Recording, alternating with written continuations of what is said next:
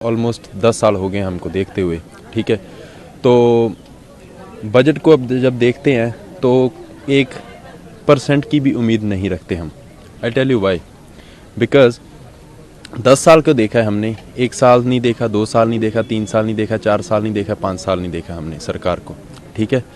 तो 10 साल में जो हमने देखा है कि हमारा ये नहीं है कि देश में पैसा नहीं है, देश में पैसा है, लेकिन मैटर करता है कि देश में पैसा किसके पास है, ठीक है।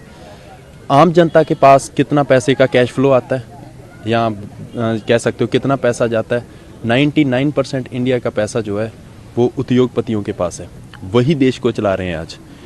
अगर मैं सोचता हूँ 11.68 लाख करोड़ रुपीज़ अगर उद्योगपतियों का माफ़ हो सकता है तो 2 लाख करोड़ रुपया किसानों का क्यों नहीं हो सकता। और बातें करते हैं कि किसानों की आयु दुगनी करेंगे जी।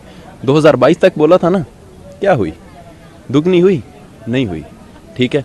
तो मुझे नहीं पता टीवी दिखाएगा या नहीं दिखाएगा, बट ये असलियत है। इकॉनमी मनमोहन सिंह के जब टाइम था 8.1% ग्रोथ पर चलती थी, राइट। अब इकोनॉमिकल ग्रोथ कितना है? 5.4%। और हम चलो जो 2022 तक जो दिखाए थे दावे, वो तो भूल जाओ, वो तो उन्होंने बोल ही दिया कि जुमला था सभी, वो ठीक है, दैट्स इट। अब क्या दिखा रहे हैं?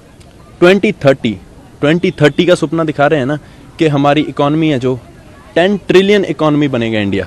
10 ट्रिलियन दिखा रहे हैं ना कि 10 ट्रिलियन इकॉनमी इंडिया बनेगा। राइट नाउ जो इंडिया का करंट फेस चल रहा है, एवरेज जो इकॉनमी है 5.4% से ग्रो कर रहा है। अगर 10 ट्रिलियन इकॉनमी बनना है इंडिया को, 10 trillion economy, that's huge, right. उसके लिए 15% की ग्रोथ चाहिए इकॉनमी की। 15% की ग्रोथ मोदी जी लाएंगे। तो बजट से क्या आस रखते हो? बजट से कोई आस नहीं है, नथिंग। बजट से क्या आस रखेंगे? बजट से हम क्या आस रख सकते हैं? सारा कुछ तो आपने जो प्राइवेट करने के चक्कर में, प्राइवेटाइजेशन इज गुड। 1991 में एलपीजी रिफॉर्म्स लाए, right. LPG reforms, that's good. Privatisation तब तक गुड है जब प्राइवेट कंपटीशन हो। जब आप प्राइवेट कंपटीशन खत्म कर दोगे तो प्राइवेटाइजेशन जो है that will gonna lead to extreme capitalism, and extreme capitalism is always dangerous for the country where we stay.